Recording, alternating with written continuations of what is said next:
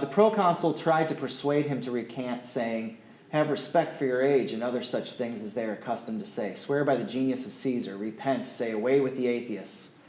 These guys are smart. I love these guys. Yeah. So Polycarp solemnly looked at the whole crowd of lawless heathen who were in the stadium, motioned towards them with his hand, and said, "Away with the atheists." So rather than saying away with the atheists, because the atheists, the Romans considered Christians to be the atheists. And he's saying, all of you are the atheists, away with you. But when the magistrate persisted and said, "Swear the oath and I release you, revile Christ," Polycarp replied, "For 86 years I have been his servant, and he has done me no wrong. How can I blaspheme my king who saved me?" And that's when they threatened him with lions, and he said, "Bring them," and then they threatened him with fire, and he said, "Go ahead." And so they burned him. He prayed, and then they burned him. Now, Polycarp, why are we bringing up Polycarp? And that's because, like I said, there's kind of a lineage to things, and I want you to understand who Polycarp is, where he comes from. He was John's disciple. Irenaeus is writing about Polycarp because Irenaeus grew up in Polycarp's church in Smyrna. Irenaeus was the bishop of Lyons in what would have been Gaul at that point. And Irenaeus says that Polycarp met this man named Marcion, who is and I've been dying to say this all day, he is the arch-heretic Marcion, because that's how they always refer to him. Marcion had his own specific kind of Gnosticism. And so this is what Polycarp said to Marcion, that Irenaeus relates that they met him. Polycarp himself replied to Marcion, who met him on one occasion, and said, Marcion said, "Dost thou know me?"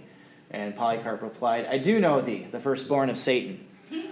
That sounds like my husband would say. What's that? That sounds like something my husband would say. And these guys, what did I do with? The funny thing, did I hit escape? What did I do? Yeah, first one for sure.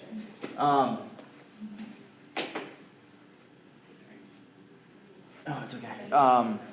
See if I can find this. Yeah, they are. Oh, they do not pull their punches. The church fathers, they have no problems calling people heretics and saying that they're the spawn of Satan. And We should be more like that. yeah, well, go sit in John MacArthur's church. Yeah. He has no problems with it either. I'm not gonna be able to find it anyway.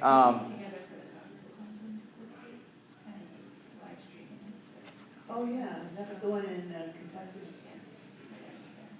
Yes, who was it? We were talking about. Oh, we were, that's what it was. That's why I was pointing to you. I was thinking, why does this sound familiar? He does have things. Well, anyway.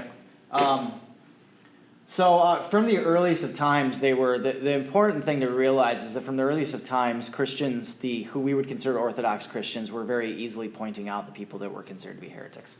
Bart Ehrman, who I picked up this lovely book. I love it when you go to Christian places that don't know who's on their shelves. I was at the Joliet CYC back when it was still in operation, and no longer in operation? Oh no, yeah, they've been out for a long time, unfortunately. Yeah, I haven't even been down there. Yeah, I grew up around the CYC, so I was there through high school and college and everything. And they just had rooms filled with junk where they were just wouldn't throw things away.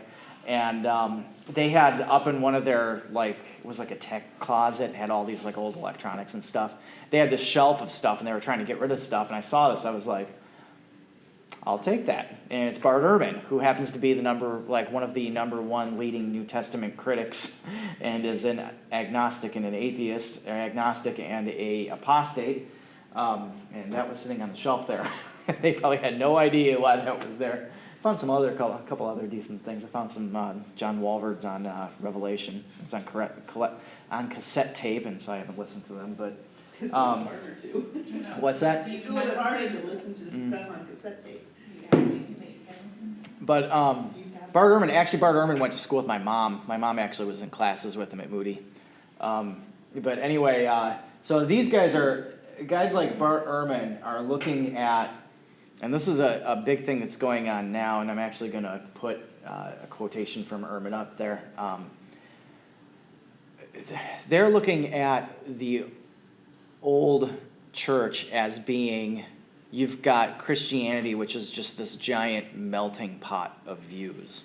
And there is no such thing as orthodoxy. There is no such thing as heresy. It's just orthodoxy is what wins and heresy is what doesn't win. And so that's like when you're going to watch the History Channel and you're going to hear things from like the Jesus Seminar, or they're going to have guys like Bart Ehrman on there. That's basically the viewpoint that they're coming from, is that orthodoxy, and I forget the name, there's a specific name to it. Anyway, that orthodoxy is essentially just what wins. And so there is no pure Christianity. But I mean, you have these witnesses from the earliest times where they're saying things that are completely in line with Scriptures to the deity and the humanity of Christ. They're recognizing who the heretics are. They're recognizing them based off things that the apostles are saying. So like we went over a few of those things, like Paul in Colossians 1 is talking about the pleroma, which is Gnostic. So why is it that when you come upon a Gnostic that someone like Polycarp is going to say firstborn of Satan? Well, it's because he recognizes it from the writings that he's got. He recognizes it from the teachings that he's got. So, I mean, that whole theory just completely falls apart, and there's obviously more issues with Ehrman than just that, but he's very, very, very sympathetic to the Gnostics and sees them as just a strain of Christianity that just more or less didn't make it. Marcion, 85 to about 160. This picture, and I don't know the history behind this picture or not, but that's the Apostle John with the halo there, and that's Marcion that's sitting with him. I looked through Eusebius, I looked through Tertullian, I looked through, a lot of my stuff is coming from Philip Schaff, and I couldn't find where Marcion sat with John, so I don't know where this picture comes from, but... Didn't John die when he was 90 years old? We're not told exactly. He was about AD 100. We're not sure exactly. He might have been a child. If John was born like in could have been 15. Yeah, I mean, could have been. He would have been a young man. So, but I mean, like I said, some of these dates we don't know. I mean, he could have been, for all we know, he could have been born in 75. John could have died in 90, 95, 105. I mean, you're not exactly sure. So, I didn't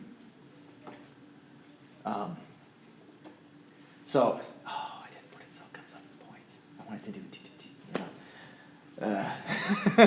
oh well.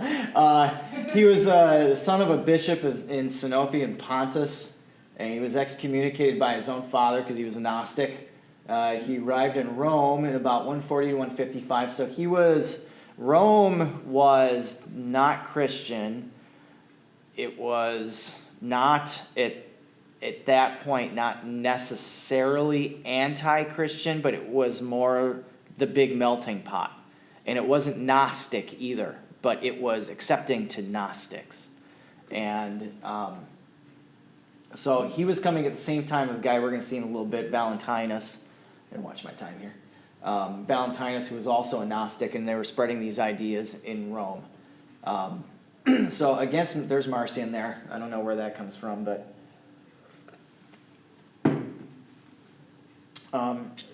three guys who are going to write against Marcion are Justin Martyr, Justin the Martyr, that wasn't his last name, who lived 80, you can see their dates there, Irenaeus and Tertullian, three of the church fathers who are writing against heretics, who Ehrman is going to call, I had a good chuckle at that one, he calls them heresiologists or heretic hunters, because obviously he is biased towards the heretics. But